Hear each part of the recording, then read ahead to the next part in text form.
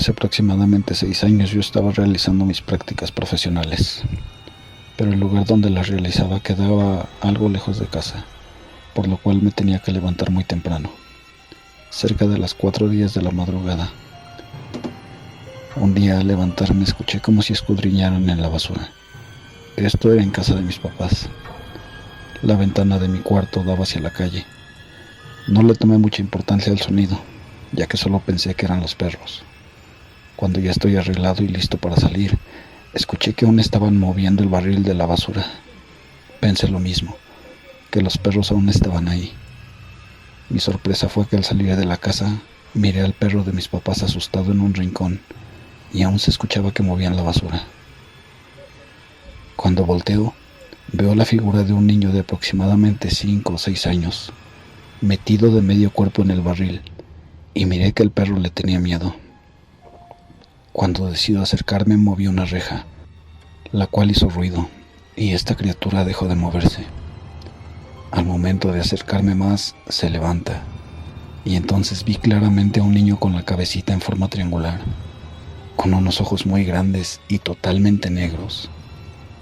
En la cabeza tenía un par de bolitas que asemejaban unos cuernos. Esta criatura salió corriendo. Con ayuda de la luz de la lámpara de la calle, pude verle las piernas. Las tenía con la rótula hacia atrás, asemejándose a las patas traseras de un gato o un conejo, y se perdió en la oscuridad. Me fui a mis prácticas. Cuando llegué en la tarde decidí contarle a mis padres lo que había visto. Ellos me dijeron que esa noche se habían metido tarde a dormir y que miraron a 2 niños cerca de la 1 de la madrugada en el jardín de una vecina. Ellos no le tomaron importancia, pero sí que se les había hecho extraño ver 2 niños jugando a esa hora. Hasta la fecha, aún tengo en mi mente la forma de aquel ser al que vi. Hola amigos de Pueblos y Leyendas, buenas noches y gracias por acompañarnos en esta nueva emisión. Esperamos que los relatos sean aterradores, que los dejen pensando y que los anime a contarnos su experiencia. Mientras tanto, déjenos su pulgar arriba a este video, suscríbanse si es que no lo han hecho y pongan atención a las siguientes historias.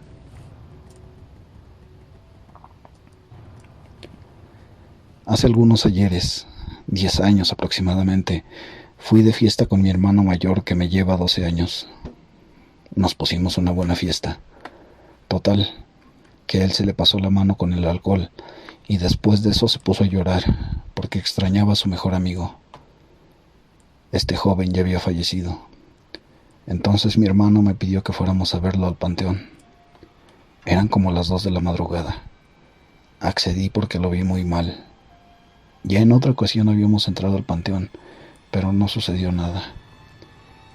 Fuimos y pedimos permiso al velador para entrar. En ese momento el ambiente se sintió tranquilo. Estuvimos buscando la tumba de su amigo, pero nada. Estaba tan borracho que no se acordaba, y se postró en una tumba cualquiera, abandonada. Comenzó a hablar, a llorarle y decirle que lo extrañaba, que lo necesitaba en su vida. Total, hice por levantarlo. A partir de ese momento nos pasó de todo.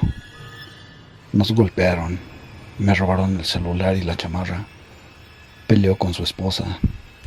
Bueno, amaneció y ya. Cruda moral y todo lo que ya saben. Me fui a mi casa porque ya no vivimos juntos.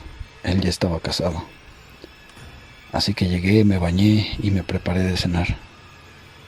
Estaba viendo la tele y terminando de cenar, decidí bajar a la cocina a dejar los trastes. Pues agárrense. De repente vi una sombra negra con un contorno rojo que se esfumaba. Yo lo distingo como un hombre alto, con sombrero y traje, como de una época antigua. Pero no tenía rostro, se veía como borroso. Solo logré verlo muy poco porque había poca luz. En ese momento intenté prender la luz, pero no pude. Me iba haciendo hacia atrás y no podía. Mis manos temblaban, las palabras se iban, los ojos se me querían abrir por más que los quería cerrar. Mi familia es católica, así que empecé a rezar lo más fuerte que pude. Mi hermana vio que algo me estaba jalando y en eso me tomó rápido del brazo y me jaló a la luz. Empezamos a rezar más fuerte hasta que se escuchó el portón azotarse y un escalofrío que les recorrió a todos. De repente se escuchó un gato llorar y un golpe a lo lejos, como un grito de coraje. En ese momento me abrazaron mis hermanas y mis papás. Platicamos sobre lo que todos escuchamos. Mis padres escucharon que todos nos encerramos en las recámaras. Mi hermana mayor creyó que yo estaba hablando por teléfono. Mi otra hermana escuchó como si hubiera salido. Fue súper rápido. Le conté a mi abuela que era curandera y visionaria, y me dijo que fue un intento de posesión demoníaca. Aún no sabemos si fue un ente que estaba en casa, o probablemente algo que nos siguió del panteón. ¿Ustedes qué opinan? Muchas gracias por leerme. Les dejo un saludo y quiero felicitarlos por el excelente programa que hacen. Hasta pronto.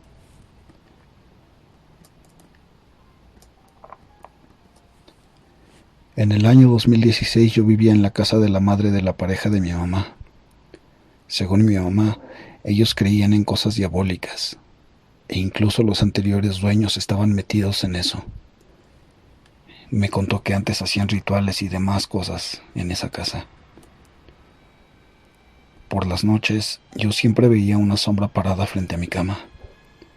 En mi habitación había 2 camas. No importa en qué cama durmiera, siempre la veía parada al lado mío.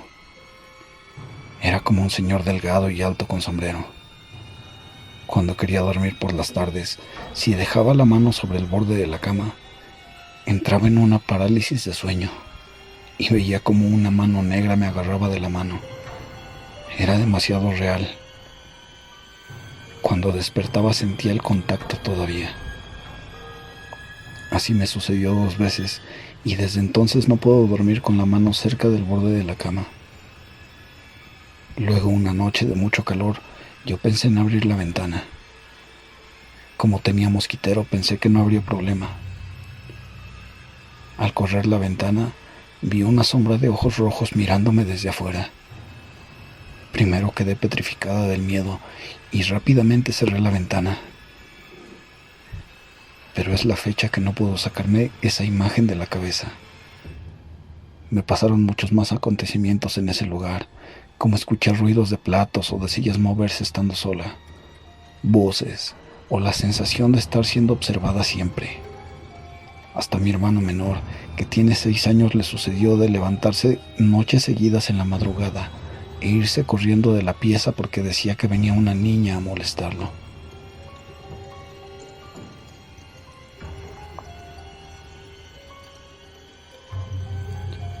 Hola Hugo, mi nombre es Miguel. Esta experiencia ocurrió en el año 2011, mientras era misionero mormón en una pequeña ciudad llamada Moroleón. Recuerdo que era una tarde soleada. Mientras caminando por las angostas calles de esta ciudad, mi compañero, quien era de Torreón, y yo buscamos personas para enseñar sobre nuestra religión. Después de hablar con varias personas en la calle sin éxito, vimos a una señora que, llevando bolsas de frutas en ambas manos, caminaba con la mirada perdida. Nos acercamos con la excusa de ayudarle con las bolsas y al mismo tiempo presentándonos como misioneros.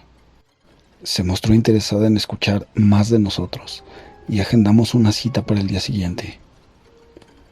Conforme a lo acordado, pasamos por el hogar de la señora, de nombre Guadalupe. Al llegar notamos desde el primer momento algo extraño con su casa. Había varias tablas cubriendo la ventana del cuarto que daba hacia la calle del segundo piso. Se me hizo algo extraño que aquella ventana estuviera tapizada de madera, como no queriendo que alguien se asomara por ahí.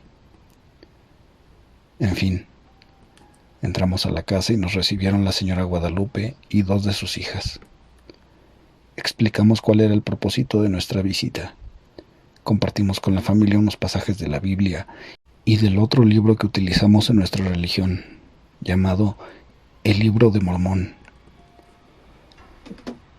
Al terminar la visita y estando a punto de irnos, Guadalupe nos dijo que había alguien más que vivía con ellos y que quería que la conociéramos.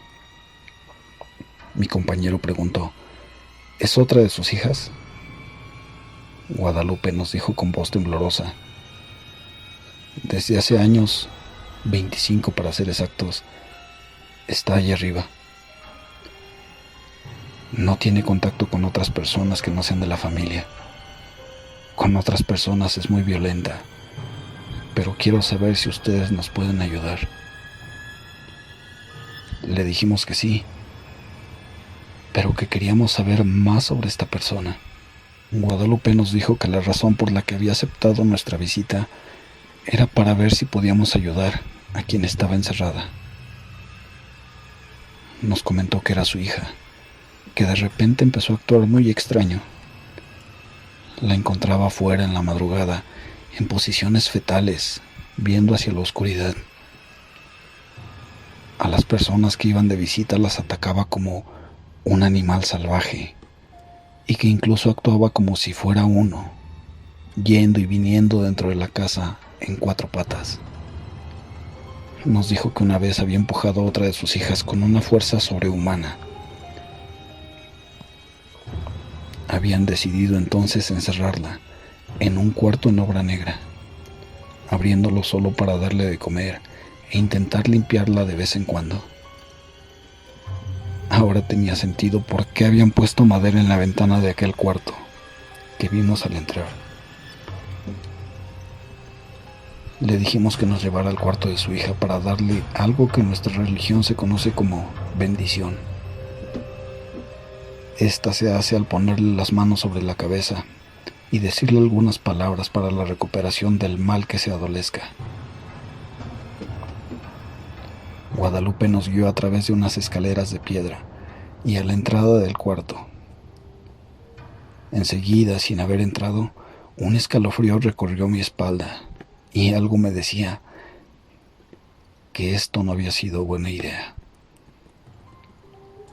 La puerta del cuarto era de madera desvencijada, con unas enormes cadenas y un candado antiguo. Guadalupe con dificultad abrió la puerta, y la escena que vimos fue algo que hasta la fecha me causa escalofrío. El piso estaba en obra negra, todo salpicado de algo que presumía ser sangre, y nuestras pisadas al entrar sonaban realmente asquerosas. Había vómito por todo el piso. Había una televisión en la habitación, únicamente reproduciendo estática. También había cruces por todos los lados de la pared. Las paredes, al igual que el suelo, estaban salpicadas de sangre y había una cama de metal oxidado en cuyo colchón estaba en cuclillas, mirando la televisión con los ojos perdidos, la hija de Guadalupe.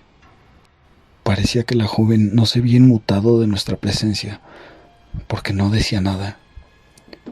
Estaba tan abstraída por la televisión que reproducía estática, que nos acercamos al pie de su cama sin que siquiera volteara a mirarnos. De pronto, con la posición en cuclillas aún, empezó a balancearse hacia adelante y hacia atrás, hacia adelante y hacia atrás, y el ambiente parecía insoportable. De pronto sentí innumerables miradas clavadas en nosotros, provenientes de todas direcciones, así como un sopor infernal. Tomando valor, mi compañero le dijo a la hija de Guadalupe: «Le vamos a dar una bendición, va a ser rápido». Ella no se movió. Fue entonces que íbamos a proceder a poner nuestras manos sobre su cabeza, cuando de un movimiento brusco viró su cara hacia nosotros, con unos ojos sin vida y negros como la noche. No quiero, no quiero, no quiero, no quiero, no quiero, no quiero, no quiero, empezó a gritar. Mi compañero y yo nos miramos e intentamos poner nuevamente nuestras manos a pesar de los múltiples no quiero que nos lanzaba. Mientras estábamos haciendo la bendición, sentí una presión increíble sobre mi cuerpo, como si estuviera tumbado en el suelo y todos mis amigos estuvieran haciéndome la clásica bolita. La presión aumentaba y los oídos ardían. El calor se hacía más intenso y me sentía extremadamente cansado. Fue entonces cuando la hija de Guadalupe empezó a retorcerse, casi como una contorsionista, y con una voz penetrante rugió: Ya les dije que no quiero. La mirada que desprendía era de un odio terrible. Yo por dentro ya no podía más con la terrible sensación que nos agobiaba y me quedé helado. Ella se acercaba cada vez más a nuestro rostro, con esa mirada diabólica, y vociferando otro "no quiero", con una voz gravísima. Mi compañero tomó mis manos y ayudó a que las volviéramos a poner en su cabeza. Yo veía pasar todo demasiado lento. La sangre en la pared y el suelo, la televisión emitiendo estática y Guadalupe rezando por otro lado. Eran un escenario del que quería escapar ya. Logramos terminar las palabras finales de la bendición a pesar del ambiente infernal que se sentía en ese momento. Las miradas que provenían de no sé dónde, junto con la de la hija de Guadalupe, eran como cuchillos contra la piel. La presión que se sentía parecía que estaba a punto de hacerme colapsar, cuando de repente la hija de Guadalupe cayó en el colchón sin decir nada más. Cuando Guadalupe se acercó a ella y entre lágrimas le preguntó: «Hija, ¿eres tú?». La presión había dejado de sentirse gradualmente y nosotros nos sentíamos increíblemente cansados. Salimos de inmediato del lugar, mirando como última escena a Guadalupe abrazando a su hija. Al otro día, a mi compañero y a mí nos dolía de forma extrema el brazo derecho. Solo el brazo derecho. Lo tuvimos así alrededor de 4 días y a ambos nos dejó de doler al mismo tiempo. El dolor en esos 4 días era insoportable. No supimos a qué se debía, pero supusimos que tuvo que ver con lo vivido en aquella casa, con la ventana cubierta de tablas. Pasamos unos días después a visitar a Guadalupe, pero no abrieron más la puerta. No supimos qué pasó después. Queremos pensar que recuperó a su hija, pero juzgando por las visitas posteriores y que no nos hayan abierto más, tememos que sigue encerrada en aquel cuarto cubierto de sangre, viendo la televisión con estática.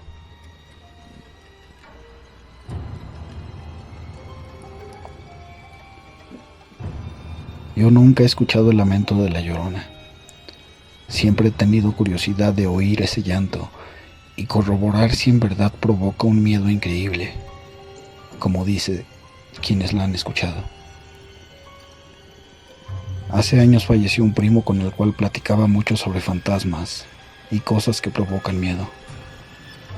Le dije que tenía ganas de escuchar el lamento de la Llorona y aún recuerdo su respuesta: «No quieras jugarle al valiente. Es un lamento que te eriza la piel y a la vez te causa un dolor en el pecho, porque al escucharlo te das cuenta de la pena que carga el espíritu de esa mujer». Me contó que él escuchó sus lamentos 3 veces, en distintas etapas de su vida, pero que nunca olvidaría la primera vez que la escuchó. Era un niño. Tenía 6 años y me encontraba jugando en la cocina de mi casa. Conmigo estaba mi abuelita, y mientras yo jugaba, mi abuelita limpiaba el frijol para ponerlo a hervir. Eran como las 11 de la noche, y no se escuchaba ningún ruido alrededor de la casa. De la nada escuché una especie de quejido. Sonó como cuando una persona está enferma. El sonido fue débil, pero aún así nos alertó. Mi abuelita también lo escuchó y solo me miró y no dijo nada. No pasó ni un minuto cuando se escuchó de nuevo, pero ahora más claro, más cerca de nuestra casa. Entonces mi abuelita se levantó, me tomó en brazos y me dijo: «Mijo, no tengas miedo. Vamos a mi cama a recostarnos y a rezar». Apagó la luz de la cocina y entramos a su habitación. Justo cuando nos acostamos en su cama, un tercer alarido cimbró la casa.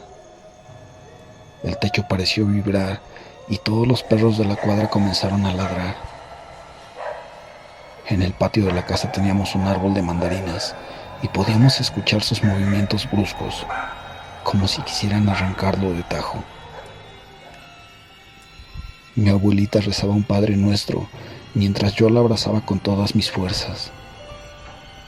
Ese alarido duró como 2 minutos, pero para mí fue eterno. Tenía los ojos cerrados, pero sentía que esa mujer estaba sobre nosotros. El grito que producía me provocaba pavor. Fue como estar en un remolino y la sensación de sufrimiento que emanaba de ese lamento no tenía comparación con nada que haya vivido nunca. Después de ese alarido corría mucho viento afuera de la casa y los quejidos se fueron perdiendo de a poco hasta que cesaron por completo. Mi abuelita me levantó de la cama y me dijo: «Eso que escuchaste fue la Llorona, y pasó por aquí porque se llevó un alma con ella». Mi primo me dijo que por la mañana le avisaron a su abuela que un recién nacido, hijo de unos vecinos de la cuadra, había muerto por la noche, y que los vecinos comentaban que la Llorona había venido a buscar el alma de ese bebito para darle cobijo, como si fuera su propio hijo, en su viaje al más allá.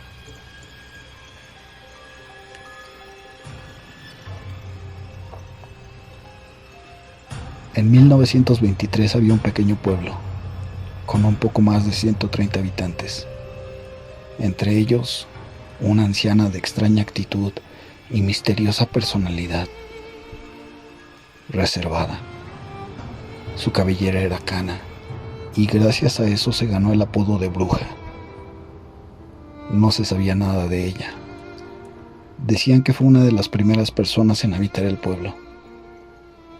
Su casita era la más lejana, ubicada en las afueras del pueblo junto a un río. Y todo el pueblo inventaba un montón de rumores sobre ella. Pero lo único que sabían es que ella tocaba el violín a las 9 de la noche. Siempre se escuchaba esa melodía melancólica que ponía los vellos de punta a los habitantes. Las madres jamás dejaban a sus hijos jugar cerca de su casa, ni los jóvenes iban a verla. Y cada vez que la mujer tocaba el violín, todos entraban a dormir. Era algo así como una costumbre. Incluso sus padres decían que debían dormir a esa hora, o la bruja se los llevaría. Una noche, antes de las 8, se escucharon gritos desgarradores. Resultaba que la casa de la bruja estaba en llamas. Creían que era una vela que cayó al suelo. Todos veían cómo la anciana moría.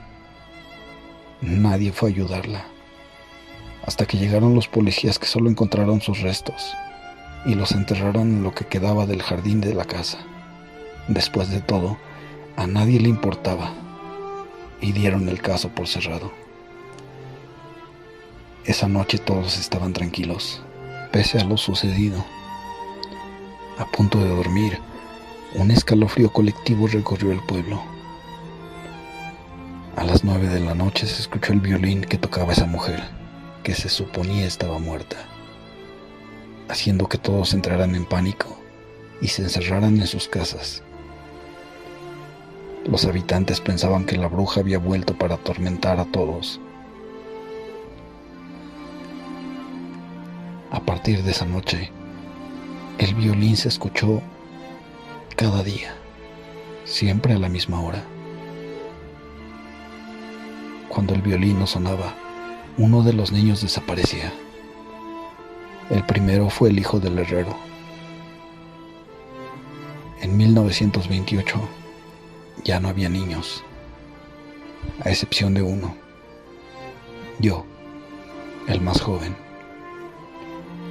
Ahora desaparecían los adultos. Los que quedábamos nos reunimos y fuimos a la casa de la bruja. Iban a llevarse los restos a otro lugar. Pero de pronto, el violín empezó a sonar y un espectro apareció frente a todos, tocando el violín. Yo no soy una bruja. Ustedes me convirtieron en esto. Y ahora soy lo que ustedes decían. ¿Quieren a sus hijos y familiares? Pues tómenlos. Entonces abrió la boca, haciendo que salieran volando restos, ropas, sangre.